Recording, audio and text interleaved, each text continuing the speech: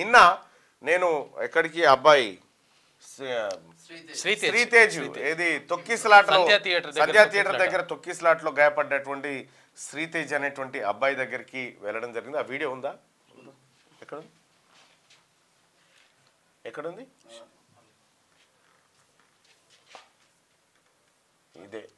ఇదే నేను నిన్న అబ్బాయిని పరామర్శించి వాళ్ళ తల్లిదండ్రులను కూడా ఆ తండ్రి పరామర్శించడం జరిగింది. హాస్పిటల్కి వెళ్ళిన పాపం చిన్న పాప ఉంది, ఇక ఈమెనే ఆ పాప. కానీ ఆ శ్రీతేజ్ పరిస్థితి ఇంకా ఆందోళనకరంగానే ఉంది. నేను డాక్టర్లని పదే అడిగినా మీరేమైనా ఈ టైం వరకు మేము దీన్ని చేయగలుగుతాం అనేటువంటి ఏమైనా భరోసా ఇస్తారంటే లేదు సార్ ఇది.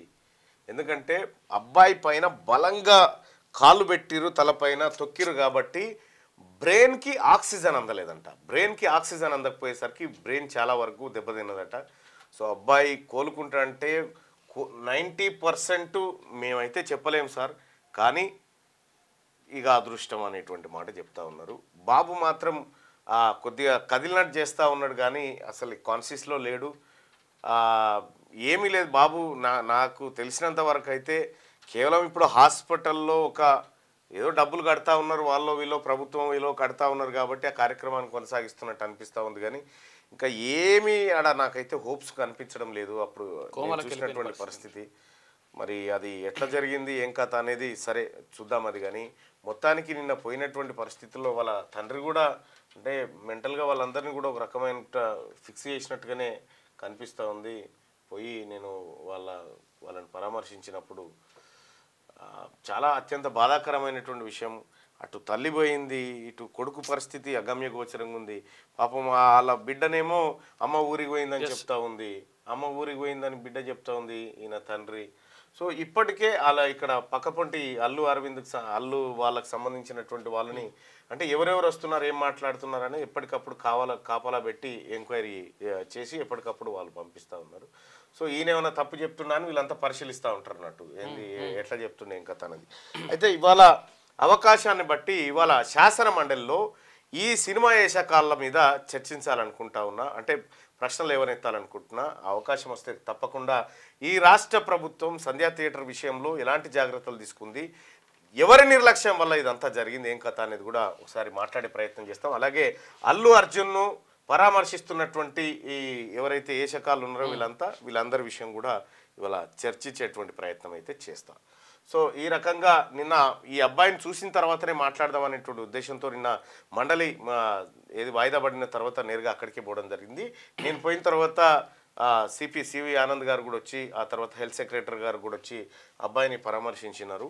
మొత్తానికైతే హాస్పిటల్కి మాదేం పోయింది, పైసలు అయితే వస్తున్నాయి, ఆడు ఉన్నాడు పిల్లగాడు అనేటువంటి ధోరణి అయితే హాస్పిటల్ యాజమాన్యం దగ్గర కనిపించింది.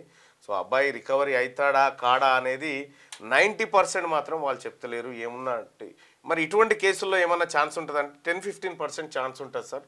ఎందుకంటే అబ్బాయి బ్రెయిన్ ఆక్సిజన్ అందలేదు, అది కావాల్సిన డ్యామేజ్ అయిపోయింది ఇప్పటికీ అని చెప్తా ఉన్నారు. సో అబ్బాయికి కూడా ఏది డిలే గ్రోత్ ఉందని చెప్తా ఉన్నారు.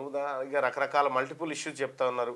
మిగతా ఆర్గాన్స్ ఓకే బాగానే ఉన్నాయి కానీ ఒక బ్రెయిన్ మాత్రం అసలైన బ్రెయిన్కే అదే ఇంపార్టెంట్ కదా, ఇబ్బంది అయింది అనేటువంటి మాట చెప్తా ఉన్నారు. సరే ఏదేమైనప్పటికీ కూడా ఆ అబ్బాయి కోలుకోవాలనే కోరుకుందాం. అయితే ఇప్పటి వరకు కొంతమంది సినీ నటులు వచ్చి చూసిపోయారట, జగపతి బాబు వాళ్ళు వీళ్ళు ఒక 5-6 వచ్చి చూసిపోయినారట, మేమున్నామని చెప్తా ఉన్నారట. అయితే నిన్న నేను హాస్పిటల్లో మాట్లాడుతూ ఉంటే పాపం ఆ పిల్లగానోళ్ళ తండ్రి ఏమంటున్నారంటే అంతా వాళ్ళే చూసుకుంటున్నారు సినిమా వాళ్ళు అనుకుంటారు, కాదు ప్రభుత్వం కడుతుందన్న విషయం నిన్న సివి ఆనంద్ గారు వచ్చి చెప్పేదాకా తెలియదు. ఓకే, ప్రభుత్వమే బిల్స్ అన్ని ప్రభుత్వమే పే చేస్తుందన్న విషయాన్ని సివి ఆనంద్ గారు వచ్చి చెప్పేదాకా కూడా నాకు కూడా తెలియదు. వాళ్ళు నన్ను రాంగ్ గైడ్ చేసిరు వాళ్ళు. ఓకే, సో ఇట్లా ఇది జరుగుతూ ఉంది. అయితే అల్లు అర్జున్ను ఎందుకు బయట ఉంచాలి, అల్లు అర్జున్ బెయిల్ ఎందుకు క్యాన్సిల్ చేయకూడదు అనేటువంటి వాదన బలంగా ప్రజల నుంచి వస్తున్నటువంటి నేపథ్యంలో పోలీసులు డివిజన్ బెంచ్కు పోయేటువంటి ఆలోచన చేస్తున్నట్టుగా తెలుస్తూ ఉంది.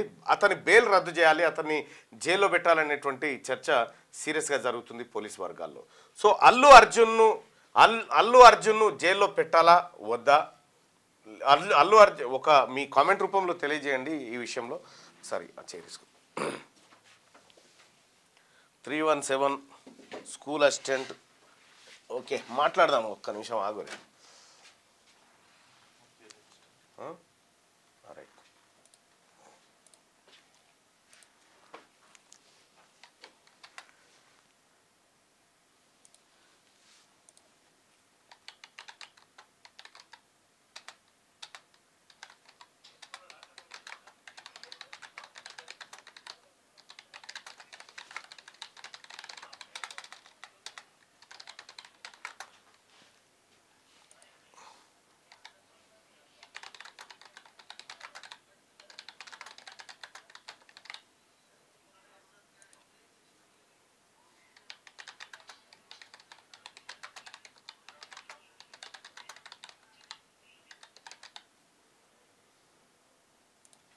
రైట్. అల్లు అర్జున్ బెయిల్ రద్దు చేయాలి అంటే మీరేమనుకుంటున్నారు, మీ ఒపీనియన్ ఏంది ఒకసారి తెలియజేయండి. పెంచేందుకు ప్రభుత్వం ఇంకా దాని మీద కూడా నిర్ణయం తీసుకునేటువంటి అవకాశం ఉంది. రైట్. ఇక అల్లు అర్జున్ బెయిల్ రద్దు చేయాలని మీరు భావిస్తున్నారా? అల్లు అర్జున్ బెయిల్ రద్దు చేయాలనుకునే వాళ్ళు ఇక్కడ, అల్లు అర్జున్ బెయిల్ రద్దు చేయొద్దు అనుకునే వాళ్ళు మీ ఒపీనియన్ని ఇక్కడ ఏది ఓటింగ్ రూపంలో తెలియజేయండి. అలాగే ఇక చాలామంది జీవన్ రెడ్డిని ఆర్మూర్ పాండు ఇది ఏమైంది ఆర్మూర్ పాండు అని ఎందుకు పిలుస్తావో సస్పెన్స్కు తెరదించు అన్న అంటారు ఓరిమా. అయితే విషయం ఏంటంటే మీరు ఆయన జీవన్ రెడ్డిని చూడరు, లాఫింగ్ బుద్ధ ఉన్నట్టు ఉంటాడు. లాఫింగ్ బుద్ధ ఇట్లుంటది కదా, చూపిస్తా. లాఫింగ్ బుద్ధ అంటే కూడా చూస్తే అయిపోతుంది.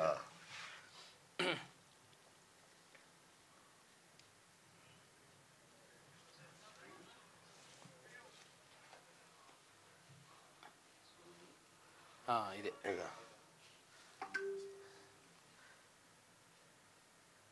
ఇగో ఇట్లుంటాడు అన్నట్టు, ఇగో ఇట్లుంటాడు, ఇట్లా ఏది ముద్దకు ముద్దుంటాడు అన్నట్టు. అయితే ఒకటి మన నాగం జనార్దన్ రెడ్డి గారు ఉంటుండే కొద్దిగా అట్లా, ఇప్పుడు పాండు అని పెట్టింది ఎందుకంటే పండు లెక్క ఉంటాడు కాబట్టి, మంచి పండు లెక్క ఉంటాడు కాబట్టి పండని పెట్టలేం కదా అని పాండు అని పెట్టినా, ఆర్మూర్ పాండు అని. ఇక ఇదే సీక్రెట్. ఇక దీనికి మించినటువంటి చర్చ ఏమొద్దు దాని గురించి, ఎందుకంటే ఆర్మూర్ పాండు అయినా కానీ నేను దాదాపుగా చాలామందికి కూడా అంటే వాళ్ళ ఇగో ఇట్లుంటారు అన్నట్టు పాండు. మీరు చూడండి ఇట్లే ఉంటాడు ఆర్మూర్, అది ఫుల్ స్క్రీన్ పెట్టాను.